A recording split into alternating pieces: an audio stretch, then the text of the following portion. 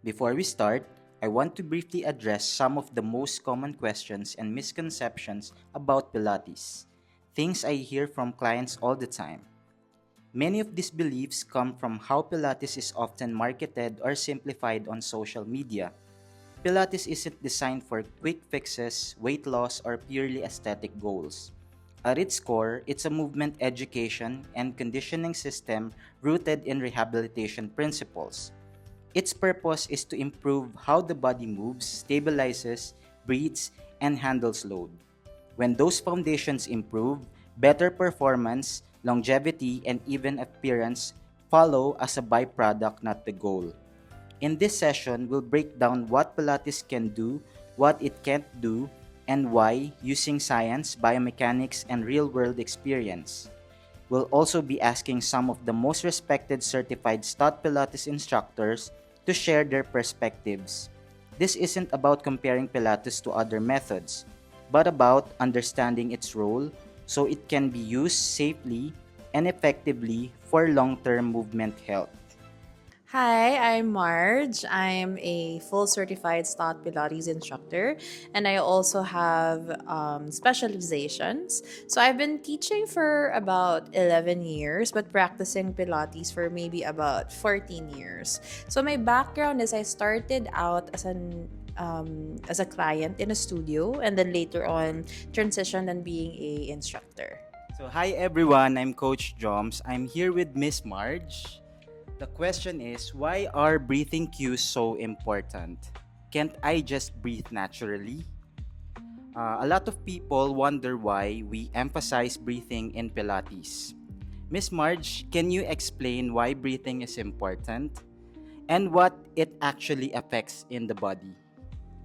So, first and foremost, like breathing is important in Pilates kasi for proper oxygenation. Siyempre, kailangan mo talagang huminga naman habang gumagalaw ka. But, ang Pilates kasi, ang nakakalimutan ng madalas ng tao, di ba sa Joseph Pilates, like Eastern and Western practice siya.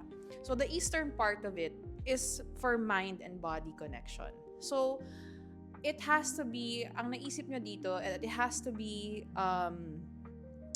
para kang what do you call this? Meditation. So the eastern part of it is meditation. So when you talk about meditation, syempre kasama dyan yung hinga mo, looking within. There's outer work ng Pilates, there's inner work ng Pilates. And I think yung breathing na yun brings you to that inner part of self-awareness, of concentration. So bakit ba kailangan yung breathing cues? Okay?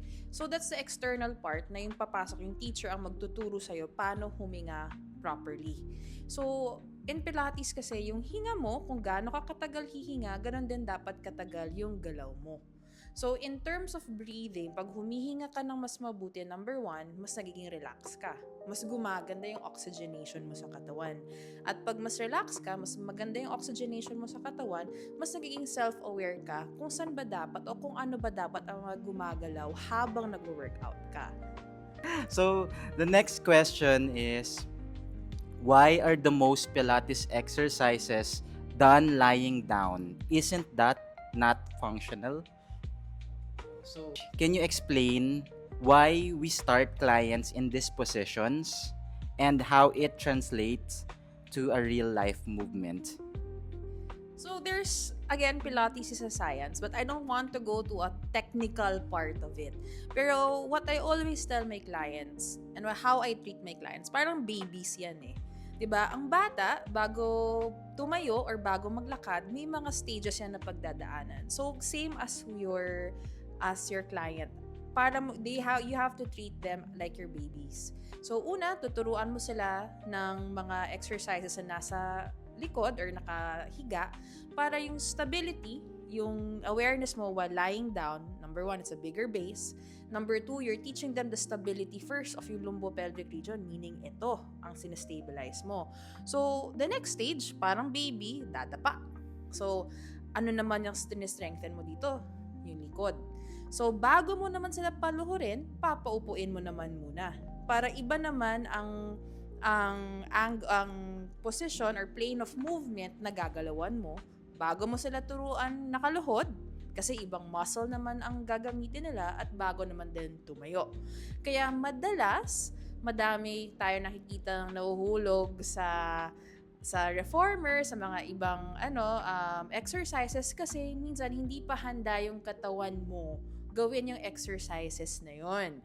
So, minsan mahalagang din mag-regress tayo at mahalaga din na talagang maturuan sila ng basics. Like, yun nga, lying down positions muna, exercises, before standing up. To the technical aspect of it naman, Joseph Pilates kasi created, no? Pag sinabi mong classical Pilates, may way yan eh. Yun talaga yung order of teaching. And may rason yan kung bakit. First, they're creating the core strength, that awareness muna na andito yung katawan mo, ito muna dito mo dadalhin sa core bago mo i-introduce yung flexion naman. And then rotation, extension, at bago mo naman gamitin na yung mix na of movements of flexion with rotation, flexion with extension, bago mo i-challenge naman on that position. So, again, para kang baby in Pilates, we see muna if kaya mong humiga. And then, nang naka sa likod, and then, nakadapa, and then, nakaupo, and then, naka-kneel, hanggang sa kaya mo na bang tumayo. At kung kaya mo pang i-challenge, yung mga tinatawag nating dynamic stability exercises, like mostly na ginagamit sa sports. Nice. Thank you for your insights. No, in addition to that, um, since Pilates is rooted in rehabilitative principles, so most exercise are lying down on the back because we will try to avoid compression sa spine while working our limbs. Ganun siya. So, merong mga clients or people na they are not ready to work out standing up. Especially yung may mga spinal conditions or merong problem sa hips or sa knees.